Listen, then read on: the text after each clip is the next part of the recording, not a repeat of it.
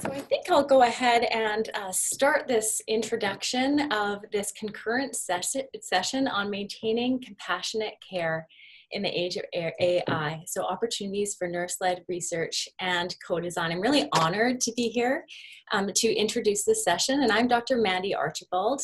I'm a research scientist with the Children's Hospital Research Institute of Manitoba, as well as an assistant professor in nursing at the University of Manitoba. And I run a research program around research methodology, integrating innovative methodologies such as arts-based approaches, technological approaches, and mixed methods research for research impact across disability and various chronic disease contexts.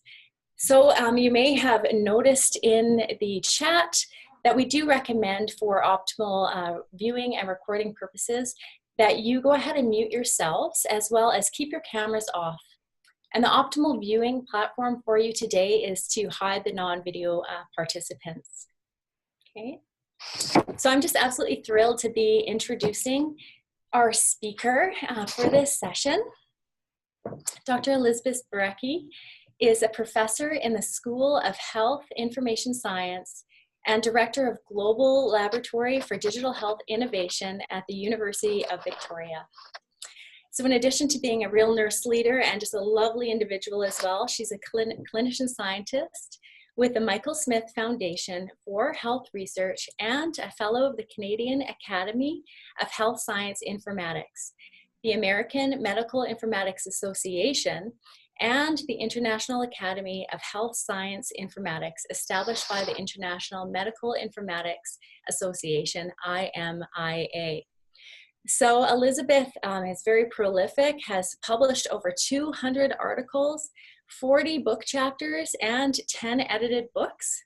The focus of her research and publications has been in the areas of health, technology, safety, human factors, virtual care, such as mobile, telehealth and smart homes, and health technology implementation.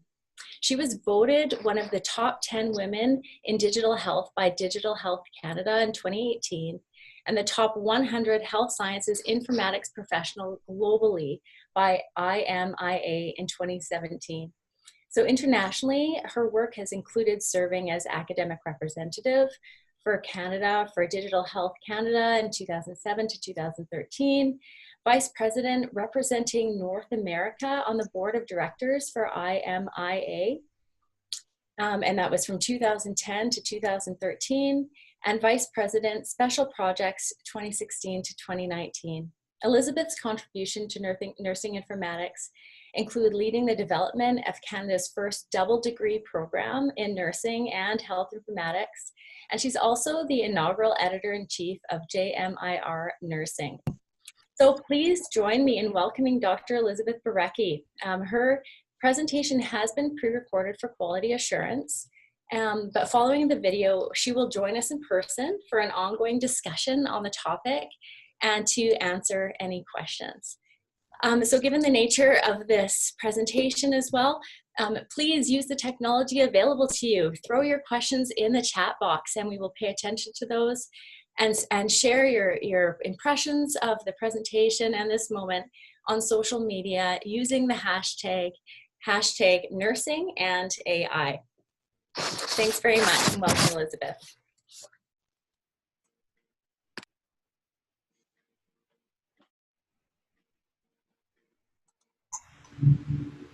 Hello, everyone. It's very nice to be here today and to have the opportunity to speak and also have a chance to answer questions and discuss how nursing and artificial intelligence can lead to compassionate care. So I'm going to start off a little bit in and around the area of artificial intelligence and some of the definitions. It's one of the areas of research as well as healthcare practice. So what I thought I'd do is start off by first defining artificial intelligence. So artificial intelligence essentially refers to the ability of a digital computer or computer-controlled robot to perform specific tasks commonly associated with intelligent beings. It also involves developing systems endowed with intellectual processes characteristic of humans, such as the ability to reason, discover meaning, generalize, or learn from past experience. There's a range and scope of technologies that are associated with AI. In fact, it's a really extensive research area. And so, for example, technology and AI involves a lot of different technologies such as intelligent databases, natural language processing, machine learning and data mining, neural nets, deep learning systems, predictive analytics. It also includes things such as bioinformatics, genomics applications, as well as automated image processing. In AI, there's a number of different domains. If you look at this diagram, for example, we have machine learning, which has been applied in healthcare, looking at electronic health record data and trying to identify patterns of data that would allow one to see a predisposition towards disease. There's work in expert systems around decision support tools, fuzzy logic in terms of looking at different types of images, neural nets in terms of supporting decision-making, robotics in terms of supporting surgical procedures, and natural language processing, which can be used to look at text-based data in order to identify patterns and also to help support decision-making. When you look at AI, I like to look at it in terms of a broad range of technologies. And one of my favorite theories is actually Rogers' innovation diffusion theory. And if you look at all the different technologies that I've mentioned earlier here, AI is also going through the process, each and every one of these technologies, from an innovation stage through to early adoption, early majority, as well as late majority, and then laggards. But to contextualize it a little bit more, adoption actually takes place for every single technology that we have out there. So right now, this is a really nice example because it kind of gives you an idea of different types of technologies that we've adopted over the years.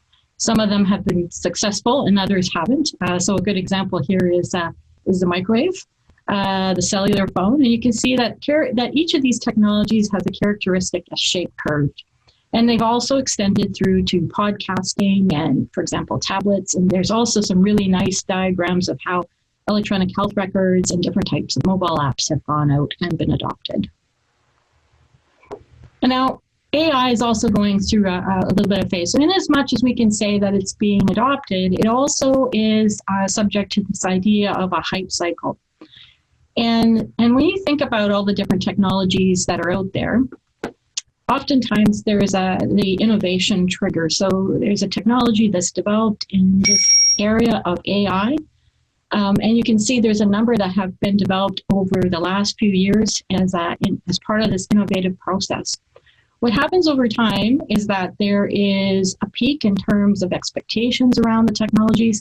In some cases, the technology actually lives up to that peak, and in other cases, it doesn't. And the vast majority of technologies oftentimes go through a period of what they call the trough of disillusionment. And as time goes on, the technologies that are viable, the ones that can be applied in given settings such as healthcare, actually make it out of this into the slope of enlightenment, as well as how it's used in order to essentially improve productivity and in particular support care. So what is AI in healthcare? I like to think about AI in healthcare as the intersection between healthcare computing and health informatics, and part of that is nursing informatics. AI researchers, health informatics, and health information technology professionals, and part of this group is the nursing informatics technology professionals, design, develop, and implement integrated computing and health informatics AI solutions in healthcare. So what types of AI solutions are out there? There's AI solutions from a health professional perspective that support things like, for example, recognizing patterns of wellness and disease, helping to diagnose the presence of disease, also helping to recommend different types of treatments that can be used in complex and simple patient cases. From a health administrator perspective, AI has been applied to things such as managing wait times in emergency departments, effectively using surgical resources, monitoring, predicting outbreaks of diseases we can see right now. And it's also been used, for example, to support decision-making around, for example, nursing staffing. Some of the key areas that have emerged in terms of AI's application in healthcare include things such as lifestyle management and monitoring, using different types of sensors and devices, patient data and risk analytics. So we're actually looking at patient data, doing analytics, and then presenting that in visual form that can be processed by a health professional and can be looked at, and then decisions can be made about care. There's a lot being done, as I mentioned earlier, in terms of inpatient care and hospital management, in terms of resources. There's also AI that's been applied to emergency room and surgery supports. Medical and diagnostic imaging is a huge area for AI's application in terms of helping to identify tumors. It's been used in mental health to support individuals who are going through crises. We've also seen the application of virtual assistants and wearables, as well as the application of AI in drug discovery. I like to look at AI as a bit of a journey. It's a journey in essence to realize the potential of the technologies. So we know, for example, that new AI technologies and tools need to be developed. We have had in the last few years a bit of a flourish in terms of the types of technologies that have been developed, but they continue to be developed over time. We also need to understand and identify how AI tools can be applied to current gaps. So current gaps in health research, in the nursing research, and in health services research. Then in addition to that, we need to understand how these new research gaps have emerged from the introduction of these new technologies. So in as much as we create a new tool and we apply it to address a particular gap, in the research literature, in the process of applying the new tool and doing it successfully, we might identify new needs for new AI tools and new research gaps that need to be addressed in order to improve healthcare. And I'm going to use the example of robotic surgery. This is an area that's really quite interesting in that we've seen surgeries revolutionized by this particular technology. Historically, some procedures were actually carried out over a longer period of time. With the introduction of robotic surgeries, we not only have surgeries that can be the surgical time shortened, there's less invasive surgeries so that we have a better recovery. And in addition to that, we also have a need to develop new skills. So I'm going to continue on with the example of robotic surgery. So for example, this is a next generation technology that has reduced wait times because of the fact that you've reduced the amount of time that it takes to complete a surgery. You can actually conduct more of these types of surgeries. In addition to that, this type of surgery has also enabled health professionals, specifically surgeons, to be able to conduct surgeries that historically were difficult to do because of the location of the surgery or because of the complexity of the area where the surgery has to take place. Now, what's really interesting about robotic surgery is it has had significant downstream effects. I first got introduced to the use of this technology, I think it was about 10 years ago, where there was some initial pilot testing being done in surgical units in Europe. And what really interested me about it was the actual downstream effects in terms of nursing. So historically, we have your traditional OR nurse, but now this nurse also has to understand how the machine works in terms of interfacing on the surgeon side as well as on the patient side. And there's new roles and responsibilities that come with helping to set up some of these technologies, as well as support the surgeon during the actual care. So it's really important from that perspective. In addition to that, because the surgery has, in essence, allowed us to shorten the amount of time, shorten the invasiveness of the surgery, we have patients that are being discharged earlier. They're going home and they're being remotely monitored using telehealth approaches in order to be able to care for them. In addition to that, because the surgeries are in some cases used in cancer treatment, we've actually reduced the need for certain other types of procedures. So for example, you might be able to perform a surgery on a stage 1 cancer and may not need to have, for example, a radiation therapy or chemotherapy because you've removed the cancer early on, because the surgical approach has essentially created an opportunity to do that. But what does that mean for things such as nursing and compassionate care? I'm going to talk a little bit about sort of my journey in this area. I'll be honest with you. I love research.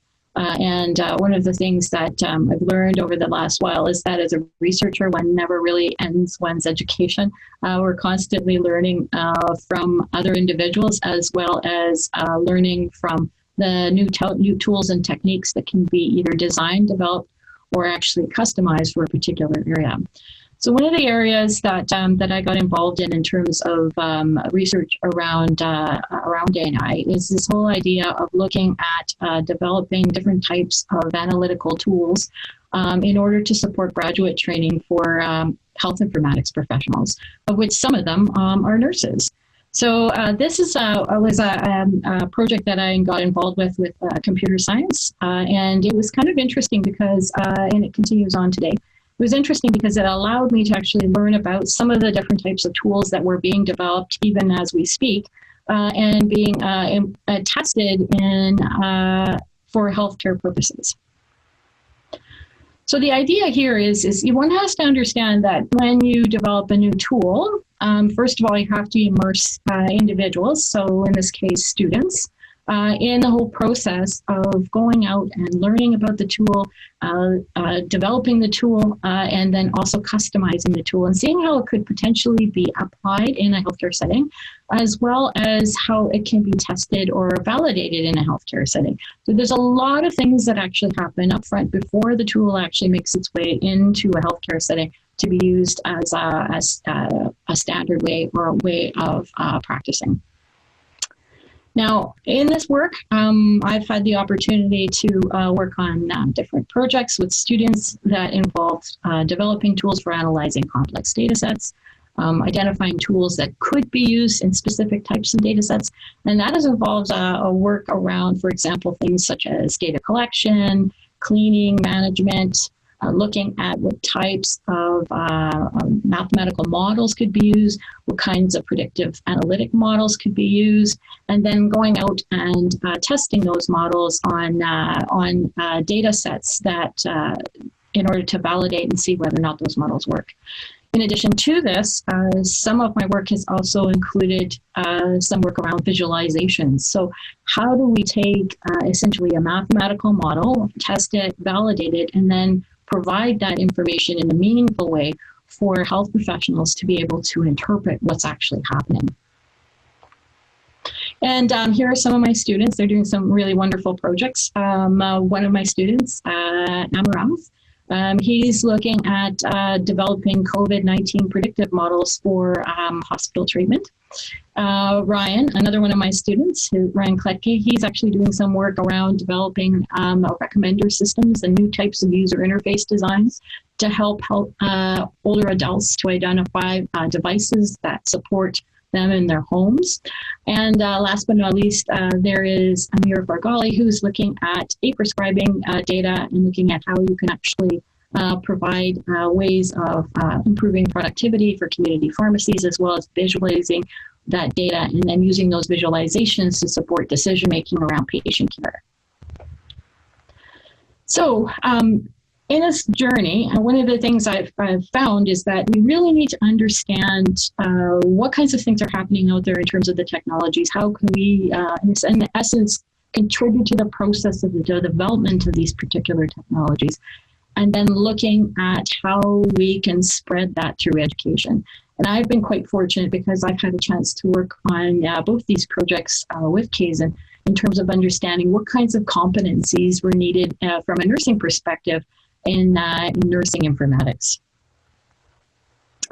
I've also had the opportunity to spearhead from a nursing as well as health informatics side, graduate education in this area.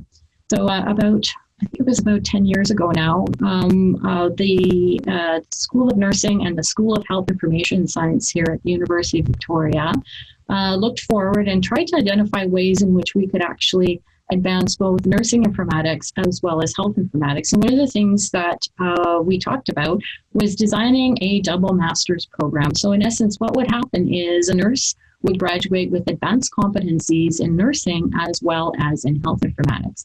And one of the most amazing things about this program is that I've had the privilege to be able to meet nurse leaders that are, I should say, individuals who are nurse leaders today who had an in-depth knowledge of both nursing and health informatics.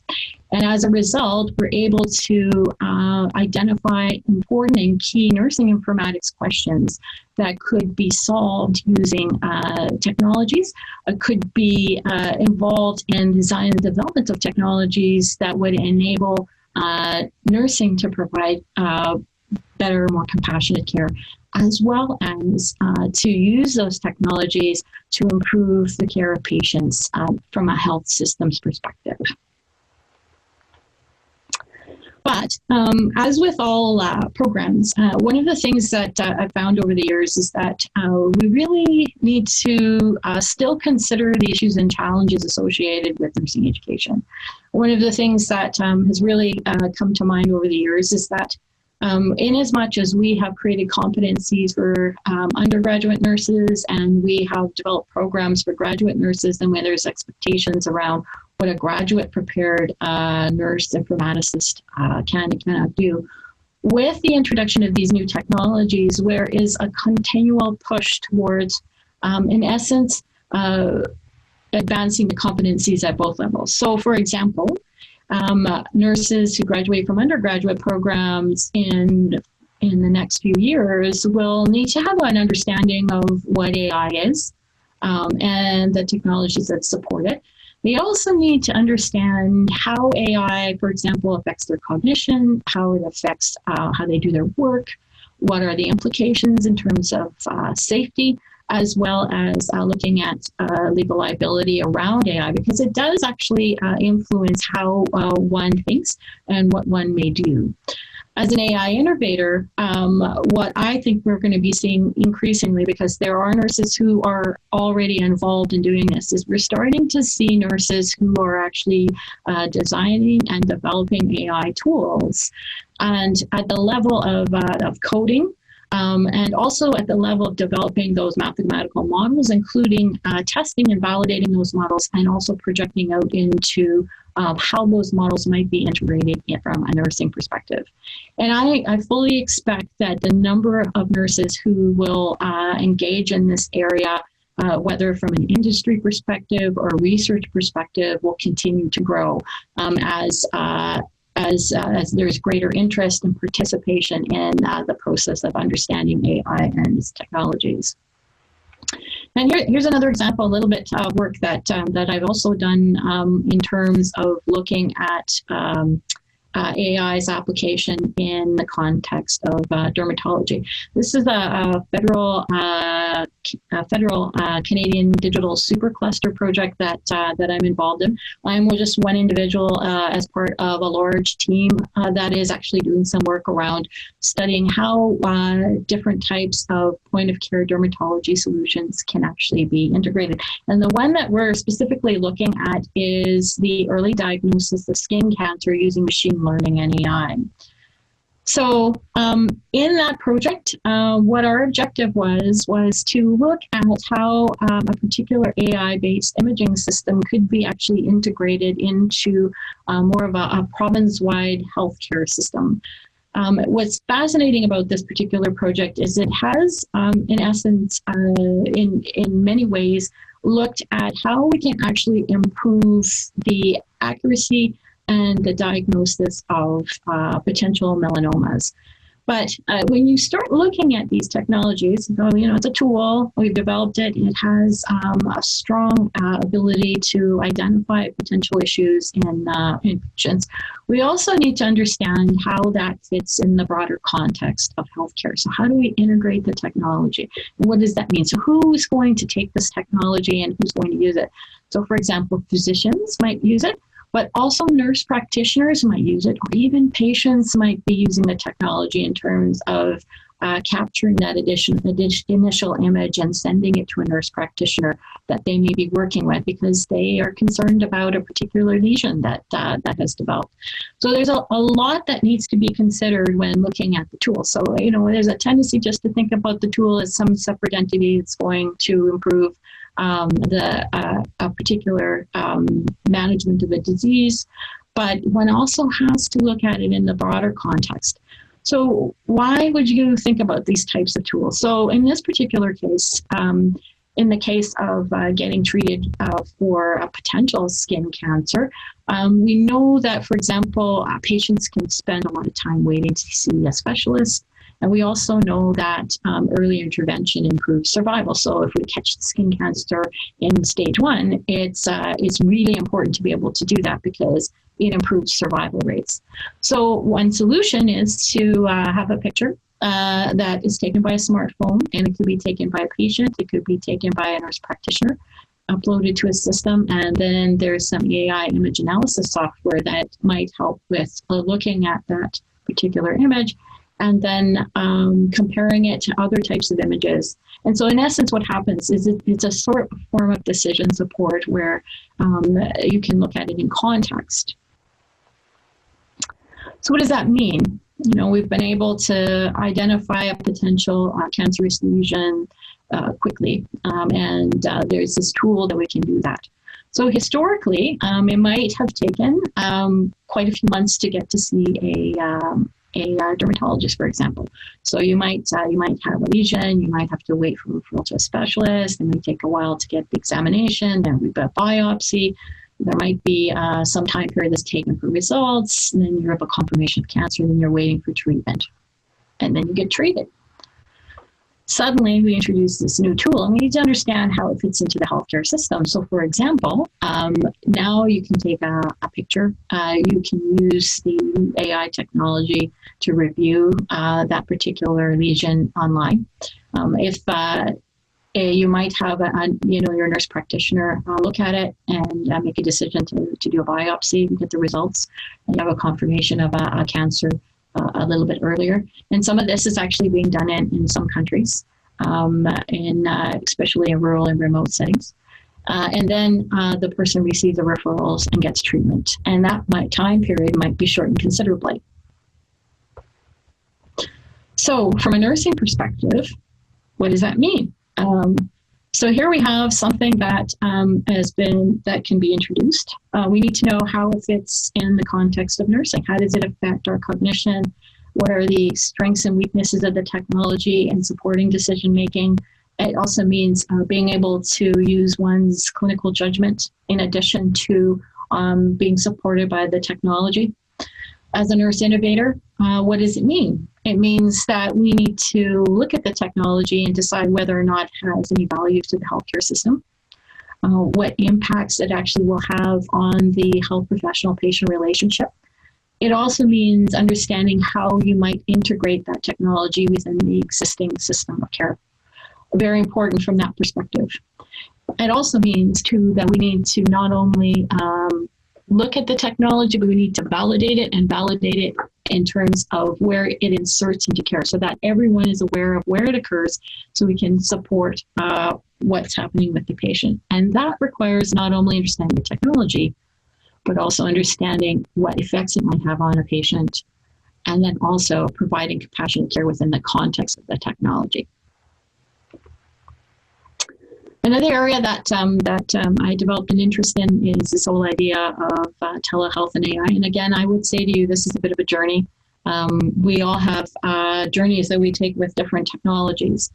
And this journey involves a little bit of looking at what traditional telehealth is, looking at the application and use of smart devices, and then looking at it in the context of smart homes and virtual care. So in the mid around 2013 to 2017, I had this wonderful student, and her name is Danica Tudor, and she did some fantastic work in the area of critical thinking around nurse telehealth, and also in and around evaluating how technologies that are used in telehealth either support or enhance or even detract from nurse decision making and nurses' work in a telehealth setting. Really important from the perspective that nurses have a significant role in telehealth in terms of providing advice and also providing care, especially during across that continuum from simple to complex and urgent problems. So a few years later, I've had the ability to, through my research, start working with different types of smart home devices and how they might actually be applied in the home. And this work stems from this idea that if you are a nurse, then you could be working in a telehealth setting.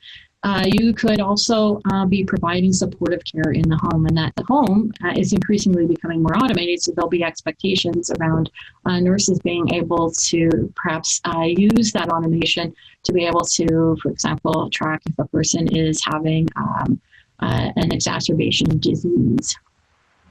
So one of the things that we've done here, and we're in the process of doing at the University of Victoria, is we're going to be building the smart home of the future. So, and this actual work is in progress, where we're instrumenting a smart home apartment, so we can do testing in around how one might use different types of sensors and devices to be able to support an individual in the home.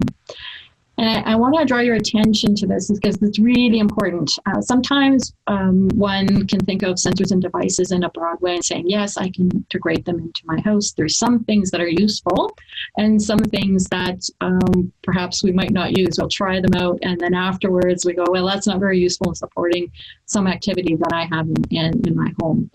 I want you to rethink that in terms of looking at how these particular types of sensors and devices could be used to support an individual who might have a chronic illness, how we might collect data, and do it in such a way that either with the consent of the patient, that the patient is part of this process, use existing technologies that are there, or adding other technologies that might be useful for that particular patient, chronic condition, or issue.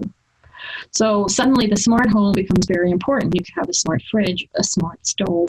You could have sensing devices that could ensure that a person is safe in their home. You might be able to use devices to monitor just whether or not someone has fallen. And these are the kinds of things that we're starting to move towards, and that increasingly our home environments, our built environments, are changing in response to because of the technologies that are available. Now, obviously, if you collect a lot of data, that can be really hard to sift through if you are a telehealth nurse, such as the one that's up here in the upper right-hand corner. So in order to get that to the point where a telehealth nurse might find it meaningful, we have to go through the process of creating predictive analytics and visualizations and ways of communicating. And I will say to you that this is part of developing out what we consider to be compassionate care, because now care can be provided not necessarily in a face-to-face home visit, but it also can be done virtually, and it can be done in a way that allows the patient to maintain their independence, but at the same time to be cared for. And this type of care will start to grow over time. So some of the issues and challenges from a nurse that is working directly with patients. Some of the questions that one has to ask as time goes on: what technologies do you put into a home? When do you put them in? Can you work with the patient in terms of looking at things, collected data from technologies the patient has? So, for example, they might be wearing a smartwatch. Might be wearing a device that monitors heart rate, or that was used originally for fitness, but now if they have a health condition, can you use those technologies? How would you use them? A lot of this is actually being, in essence, looked at in terms of the development of the technologies and the tools, but also from the perspective of what is useful and what isn't useful, and when should it be applied, and what does the nurse and the patient decide to do. So this is that piece where they work together and they identify what is appropriate based on what's in the research evidence, as well as what the patient wants. So this is that piece where you have thinking about co-design, thinking about how you go about changing or revolutionizing the way work is done. As an AI innovator, you might, for example, as a nurse, think about what kinds of mathematical models you might want to develop in order to describe what's happening. You might look at what kinds of analytics are needed and testing out those analytics to see whether the nurse who's actually engaging with the patient remotely is able to understand what's happening and able to use that as a form of decision support around a condition. We might also want to look at how do we validate these particular technologies in different settings, so, or even in different chronic conditions, or even in different acute care conditions. So there's a lot of work that still needs to be done. In terms of some of the work, that a way of actually looking at this and simplifying it is one can actually look at using different types of health informatics and nursing informatics research methods. So one of the things I like to do when I look at different tools and technologies, because not all of them are going to apply, as we saw with the Gartner hype cycle, some technologies will be designed and developed. There will be attempts at application, and they will not work well. They may fail at that point in time, but others will be seen as valuable. They'll be integrated in some way, shape, or form in healthcare. And then they will also be used over the long term, perhaps even in different settings. But in order to do that, one really needs to understand early on when the technology is being developed, the tool is being developed, as well as afterwards when it's being tested. We need to figure out whether or not that actually works before we deploy it in a real world setting. So one of the things we do here is we try to look at how different health professionals and patients interact with systems and AI tools and how that affects their work. So you might look at it at an individual level, so an individual working with a system, so a telehealth nurse looking at a visualization based on captured patient data that was captured using sensing devices and processed using a predictive analytic, and then making a decision and what the impacts of that are, and how we can look at that process and can it be integrated into healthcare effectively. You might look at it at a team or clinic level, or you might look at it in terms of the systems level, in terms of providing virtual care. You might also look at it in terms of how all of that works together and how it integrates and how, in essence, it supports nursing.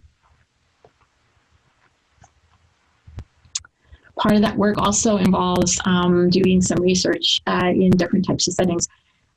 Some of the work that I like to do is laboratory-based. I have a preference for it in that it gives us a chance to see how the technology works, whether or not it can be integrated, and have a good conversation around how the technology's design might influence what's happening. And sometimes what happens is it's really helpful to do that in a lab setting where there's a chance for the nurse to, and the patient, to work with the technology, to play with the technology, to encounter the bumps. And then I'll give us feedback around how we can actually refine the technology to better support that compassionate, caring relationship. To make it a little bit more complex, after we've kind of looked at the technology and tried to optimize it, we also like to use real-world type situations. So we use clinical simulations in order to be able to test it out to see how well it works. And we use simulations that are informed by nurses and other healthcare professionals and the patient, so that they're realistic and they actually push on that technology in a realistic situational context. And then once we work through that, we go into the naturalistic setting and we start to see whether or not the technology can effectively be integrated. And get feedback from that. And if it does, that's good. But if there are issues, then we have to go back and we have to figure out ways in which the technology could be modified, the implementation process could be modified, or we decide that it may only be effective in certain settings under certain conditions. So all these things need to be looked at when thinking about AI and integrating it into settings. I also like to, and I'm just going to bring this slide in, and I think it's important because a lot of this has to happen at different time points. So it could happen before health information system is implemented. So it's that design, development, the procurement process, the implementation processes. So this is that innovation piece where we're looking at the AI tool or the technology and trying to sort out how we can design it, develop it, and then optimize it so that it's before we actually go and implement it in a real world setting. Then we have to also track it afterwards. How does it work? Is it effective? Should it be maintained? Is it only effective in some areas? And then we also have to look at it in terms of, if it has been there for a while, how do we maintain it and maintain its safety and efficacy and optimization over time? So I want to leave you with a couple of key points. I think nursing and compassionate care will always be with us. We have to recognize that healthcare is changing, nursing's changing, and I believe nursing is driving these changes. And a lot of these technologies will allow us to essentially advance what we mean about compassionate care and even change it to be more compassionate. So I want you to think about these technologies in the context of your design, your implementation, and your use, and how we can actually forge a path forward in terms of bringing that compassion in from early on in the design and the development through to its actual use and optimization over time. The other thing I want to leave you with is this idea that nurses are providing care in varying different settings. That care is compassionate, and we need nurses to be able to provide compassionate care with digital tools. And that's something that's going to be important, and these tools will change over time. I fully expect that in the next 10 to 15 years, there will be other technological advances that nurses will take on, they'll design, they'll develop, they'll implement, and they'll use.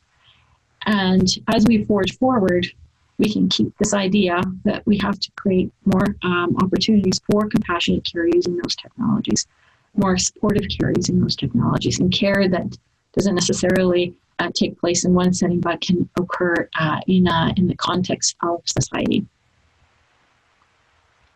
This is a little bit about me. I just wanted to thank RNAO for bringing me out to do this talk. I've been very blessed in that I have had the chance to work with the RNAO on the implementation of best practice guidelines, and also in the development of guidelines for best practices many years ago. I like to think that some of that early work inspired me to continue working in the area of health technologies.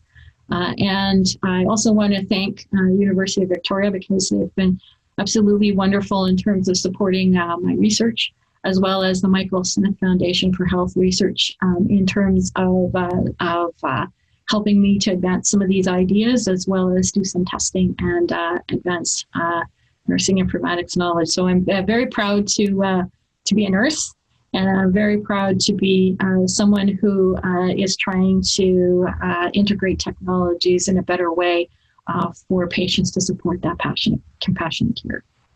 Thank you.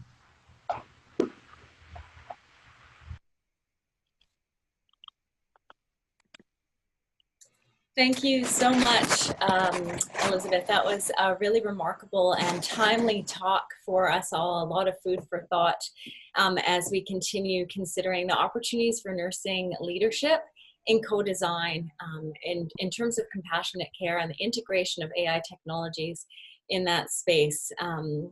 Also the possibilities for health systems impact by utilization of these approaches was really fantastic. And I personally really appreciated the sentiment about the involvement of the client and nursing perspective and how integral that is into producing models and technological innovations that meet the needs of health service users and health systems. So thank you so much for that. And thank you so much to participants who have been really engaged in our chat.